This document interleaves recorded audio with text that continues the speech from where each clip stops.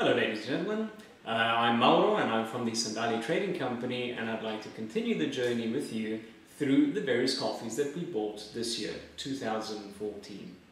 Today I'll be discussing with you the various characteristics of a Colombian coffee that we added to our selection.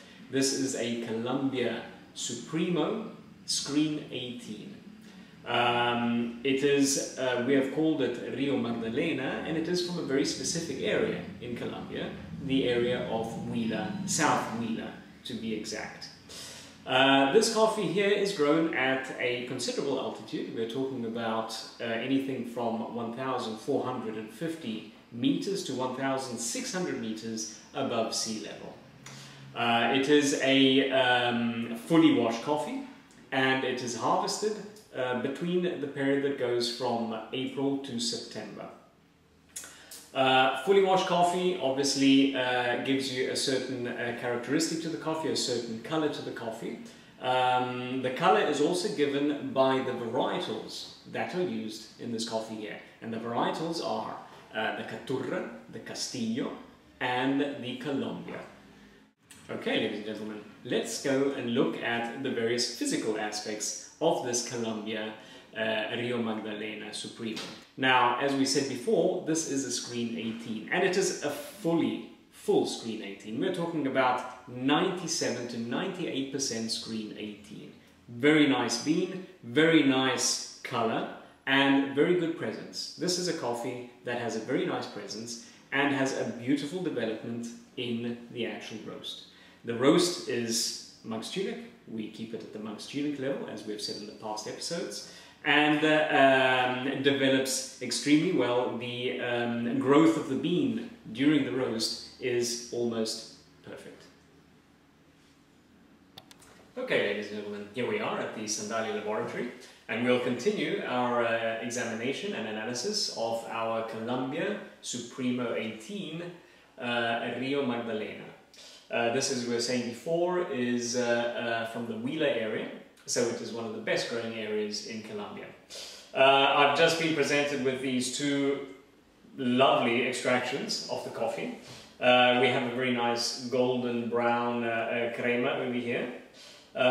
Breaking the crema, I can tell you that the crema snaps back immediately. Not a particularly high crema, obviously we're talking about a fully washed coffee, but definitely an elastic and long-lasting crema.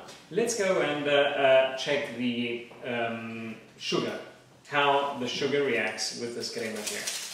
Obviously the sugar we'll go and put into the lower cup. Here we go. It holds the sugar quite nicely, even though it is quite thin. But I'd say that the structure of the crema is good. As far as fragrances are concerned, let us start off with the unsugared cup.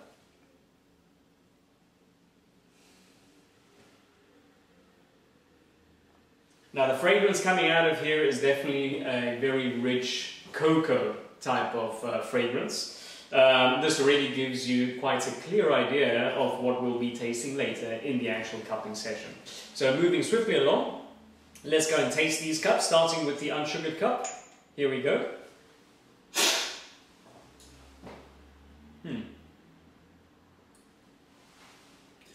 Very distinct already in the unsugared cup. Let's go on to the sugared cup.